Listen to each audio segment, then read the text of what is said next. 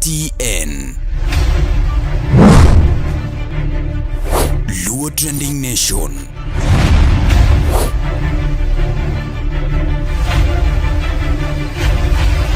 Mopandi inyenyo elela.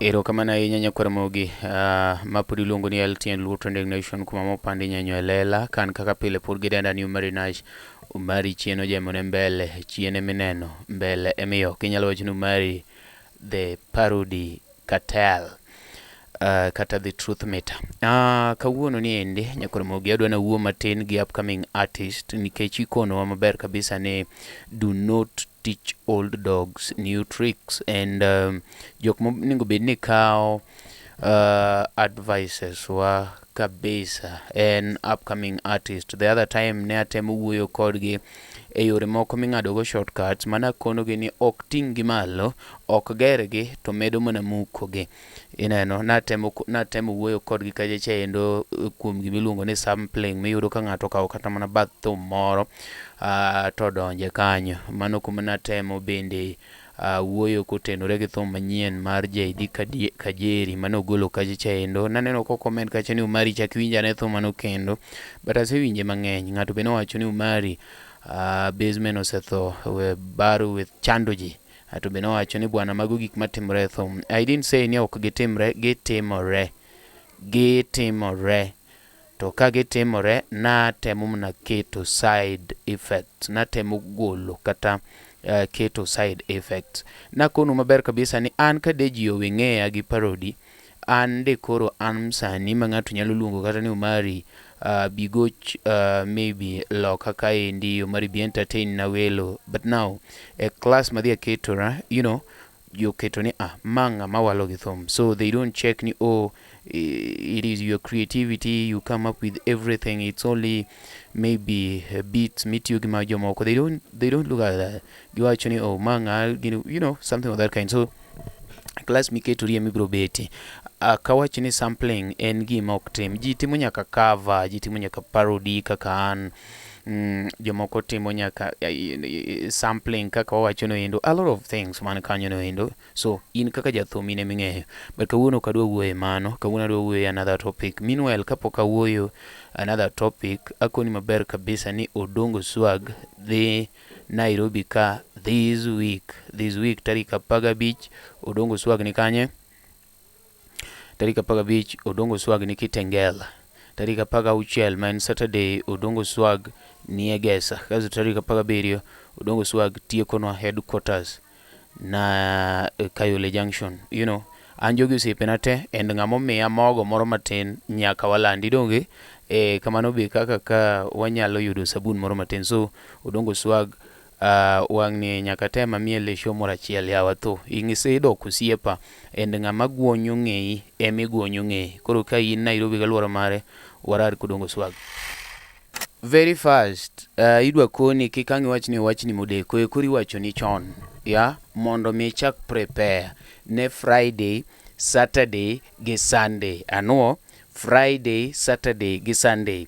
timo Odongo Swag gini akoni ni kore kalich Friday main 15th Odongo Swag ni Club Bistro Lounge Kitengela jo Kitengela Teacher Beach 15th of May Odongo Swag ni kanyu aya 16th Egesa Villa jo Eastland Odongo Swag mang'ang'a ibiro Nairobi karango Odongo Swag ni Egesa Villa on 16th no bed Saturday kasto Sunday mang'ang'a tieko headquarters Kagundo Road Odongo Swag pale Odongo pale Tondel pale Odongo pale ani pale omera bro bedo mamit maratari jo Nairobi galuora mare waraduru cho neneno ya Teacher Beach Kitengela Saturday Egesa Sunday Kagundo Road Headquarters, Odongo Swag, Mang'ang'a. Aya, adhi mbele. Kawuono adwa nawuo gi upcoming. Une ma kawuono asiemo wang'u.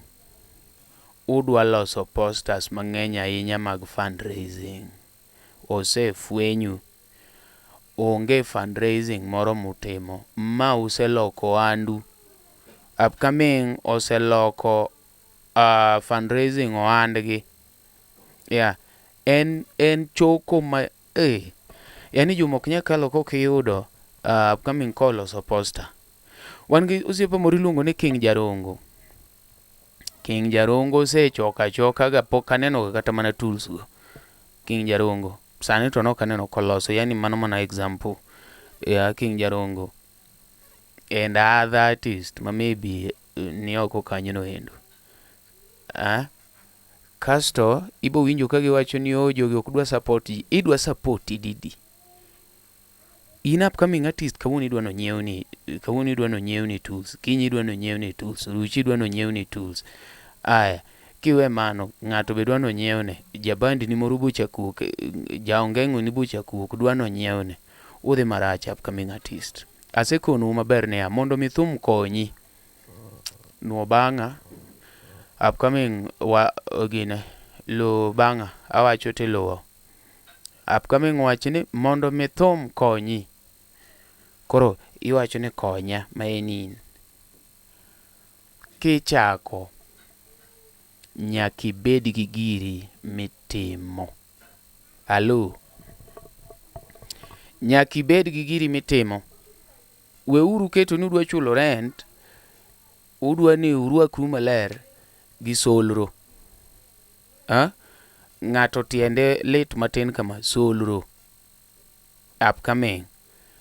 Ng'ato wiye baro medical fundraising for medical support.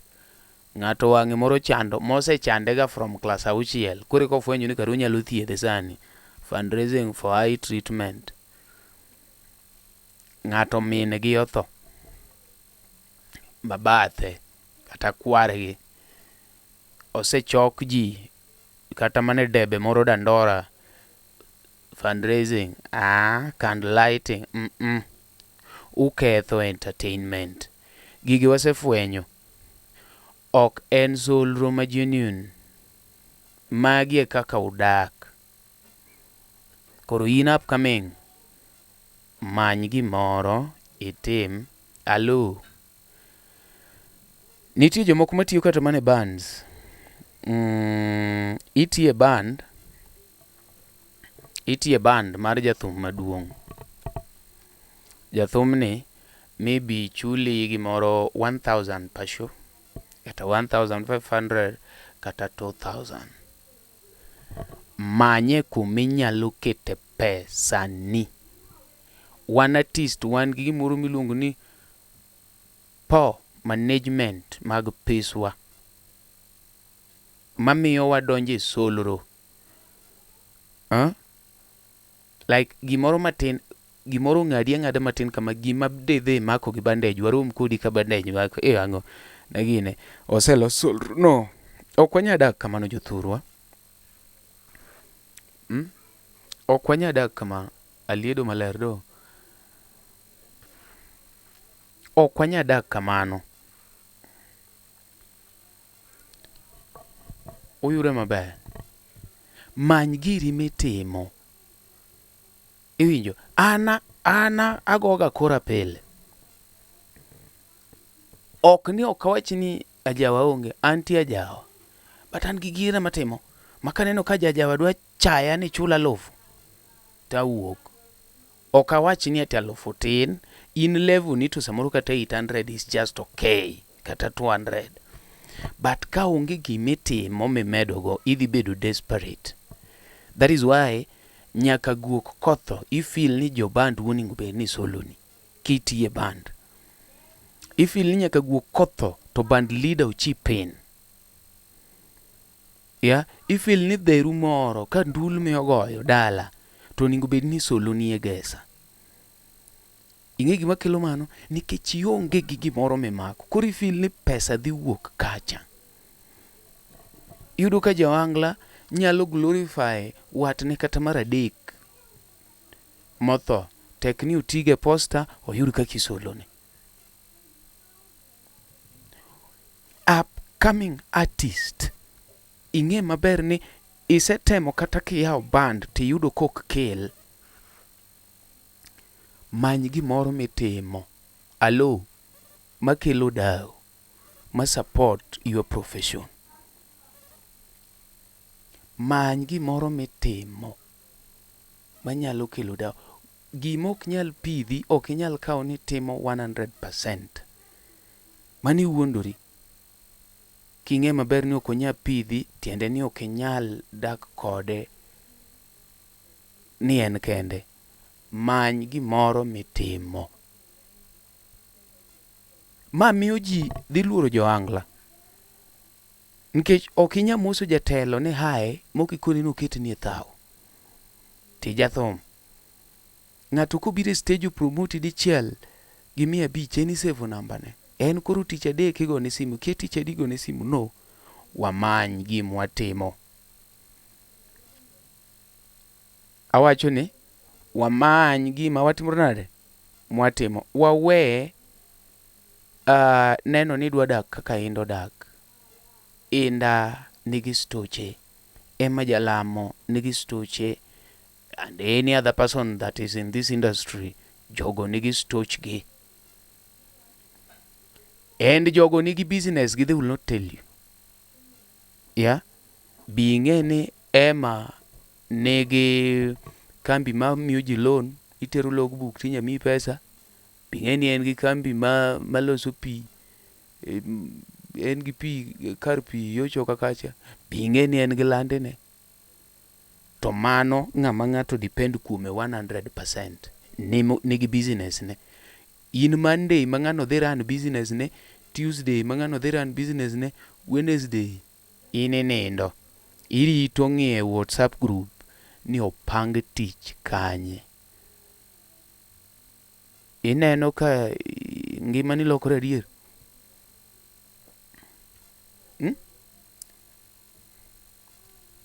Ngima ni lokore adier. Inda masani wanyalo wacho ni e top. Iwinjo, ondiko ng'ato. Ng'ano nindo Monday, nindo Tuesday, nindo Wednesday, chiew Thursday. To inda timang', inda uso lo, inda icho dhi lando bolo ka tueng'o, inda timang'o. To in many gimitimo. Many gimitimo. In upcoming artist, in ema wuoyo kodi, weri gi jok mose many gimitimo. Ineno jogi teki nono maber, jok mineno idhi yudo ka gin gi gik magitimo. Okoth Jarapugi nigi shop ne malo kocha. Kumiuse kombe gachiel 2 3 ilose. Many gimitimo.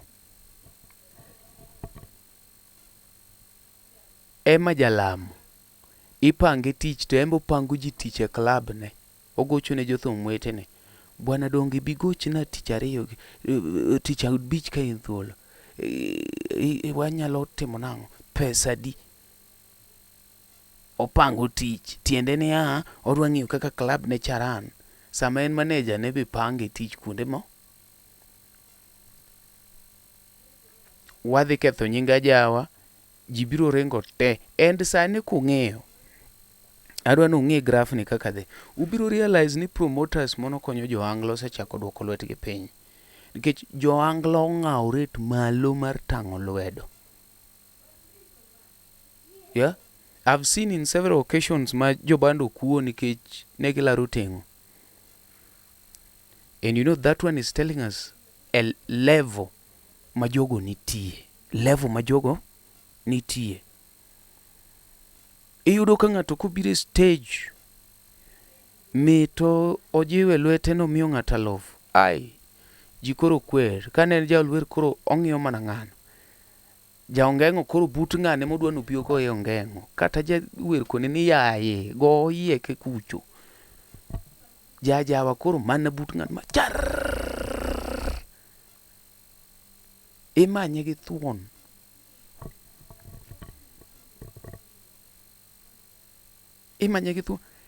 Many kata jirani moro matedo ga mandas, konye tich ariyo gi tich adek, kone ni anta tiyo ga Jawa, but sama wantiere, nikech Monday gimomiyo kaketo Monday samoro ne yudo ka watiyo Sunday, koro Monday waol, mane chieng' mwanyalo ywe. Samoro be ni travel no ne un gi show dala, chieng' ne miduoge, koro Monday to Jawa yweyo. But Tuesday wanyalo tiyo, kech shows mapang Tuesday tin sana.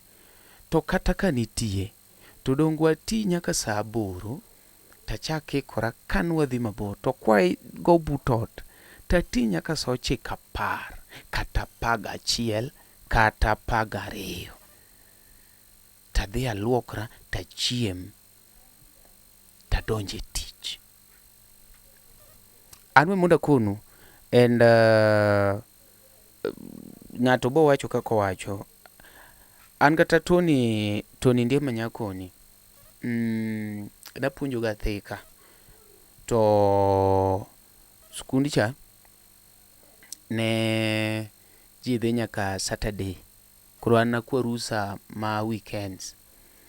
To chieng' mane man gi lessons makoro chuno kabisa, wach kata ni iyudo ka ji dwa loro, to nitie topic moro mi feel like you should tackle, kata ji onge, to koro ji in ma ji request yawa yimbe jadugni ga mang'eny, so you've decided ni wagine.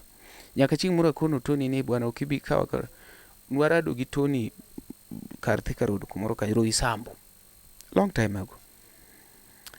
And nawuoga tich abich tabiro Nairobi, mana timo kata katiyo ka Freddy, katiyo ka Tony, you know, and it's not easy. Anyalo paro ni jomoko nenaga kadhi Jawa gi bag moro kama, so nikech naja kamera, so people didn't know kuonde madhiye, ji ne assume ni mano kamera. So en Jumapil to an ka Freddy aketo bag na, koro ji onge ni mano bag mari mar kamera, no, mano bag na mar lewni moro manyaka tich abich. Seche moki ineno ka kicherori keto longe 4, tops bedo mang'eny, kata iketo longe 3, ineno ka kicheza kiwewe. Koro ating'o gi tich abich, aseduogo, wachako go shows. Koro mane mono baga shows madhi oko, ka aepo. Iyudo ka aepo kama. I remember ni chieng' moro ma ne idhi go show moro maduong' Kisumu, so what did I do? Nonego bed ni ji travel gokinyi Friday, an koro nokanya travel, koro chuna nawe jogo travel nikech ne pod an e school.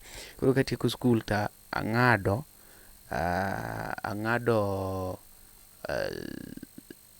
Sampa, ang'ado Sampa mondo kiny adonje tich makiny. Nokanya donje tich machieng'no, koro mondo mi adonje tich ma the following day. Eyoda ma pani kanyi mana yago ka Fred, nikech gigo te nokochul. Fred nokona ni wabona noko timo, you know, and nokotemore. So in short, ang'o miya kelo story ni endi? Entertainment industry, especially a Jawa, onyalo negi gi kech, kendo onyalo keti kwecho, onyalo miyo ji o disrespecti. Eyodo, nikech wach ni un gi shows 2 kata 3, like ang'o mitimo Nairobi all these days? Manya gimoro matin, kony ng'ato tedo mandas, gine unyalo kata mana, wan gi kata mana jok matero pi e ginenegi. Ok bitami ni koro oyudi kiting'o pi e stairs itero malo, ni to ng'ani tiyoga ka Freddy, ng'ani dong tiyoga ka Inda, ng'ani dong tiyoga ka ng'ane. in e band maduong' tami tiyo tije moko, to ng'ati mondiki to timo tije mamoko. You see where we go wrong?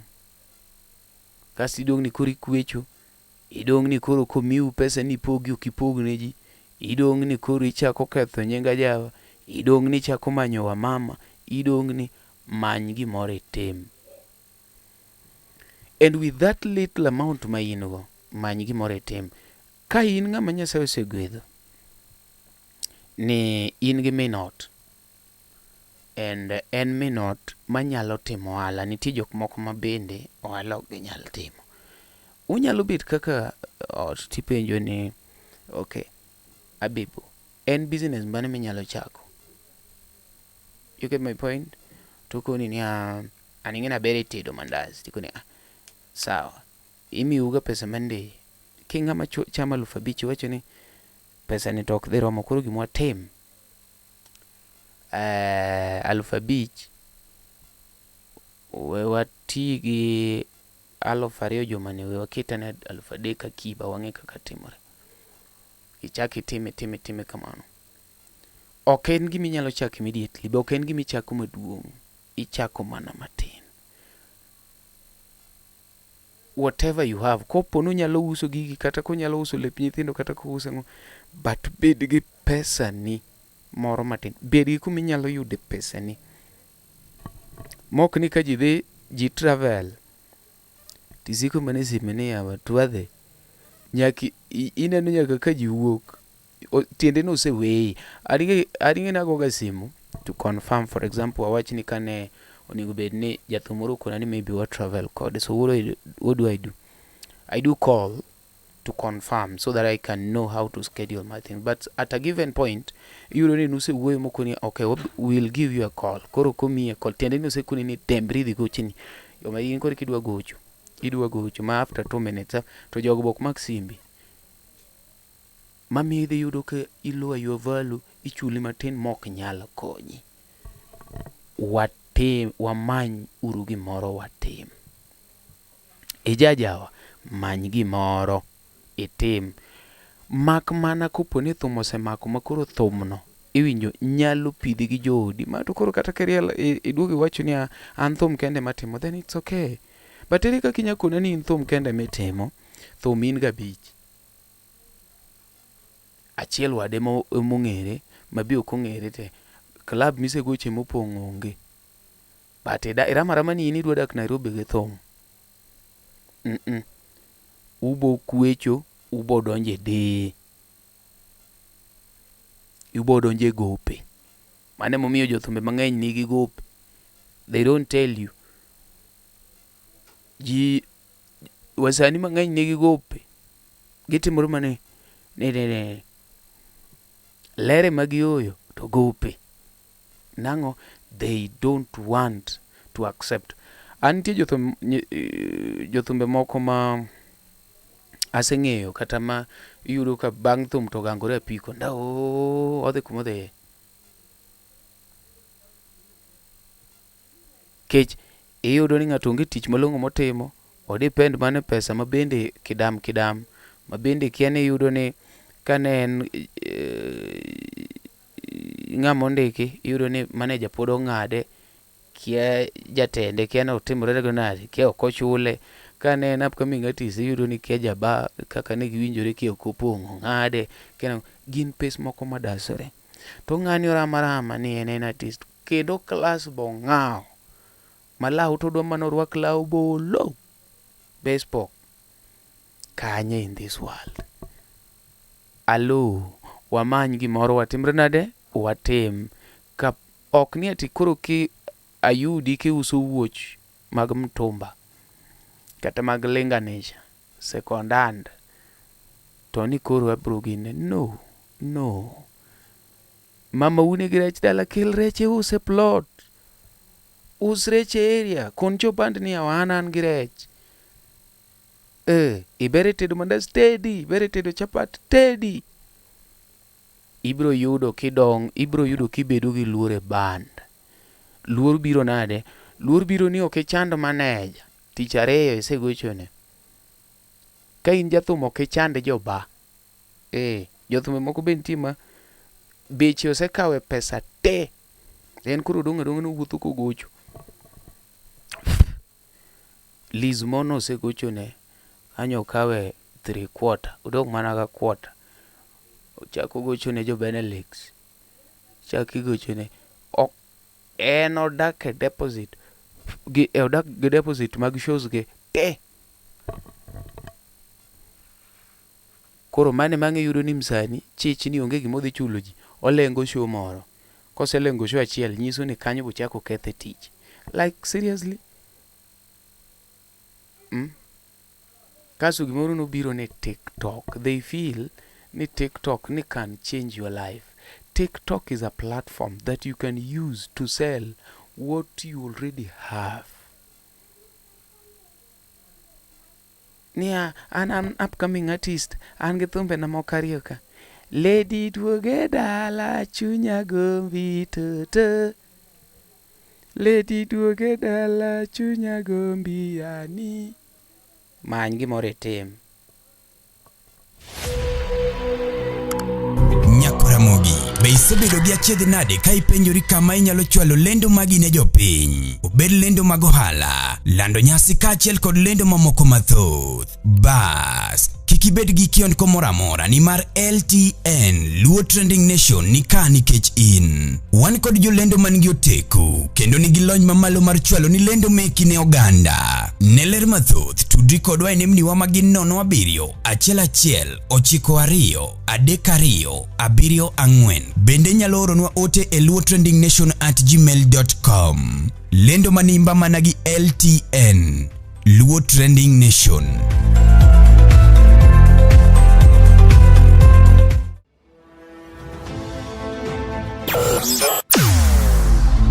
Weche mopondo, weche mopandi, inyenyo elela. Kineno kokuo kuomi matiende ni onge. Isebe. Ne sigana mamulo ngimani, sigand joluo, joajawa. Jothum mokwongo kapok waduogo kuom Ohangla. Ong'eane life mar jothum gi familia margi. Ineno. Luo Trending Nation ni ong'ala manyime mar gundho ni wechegi kaka gitimore kod ng'ama otimogi maonge deo wang'. Ochiem to chiem mariek nikech be samoro. Tudri kodwa seche duto, ndalo duto, kinde duto e tong wang' mbui mar YouTube, TikTok, Facebook mondo yudu wechegi kamora mora maintie mana kar bedo. Kete mana kai. Kete mana kokidwa kete ka to bro keti gi thuon. Luo Trending Nation, LTN, the best ahead of the rest.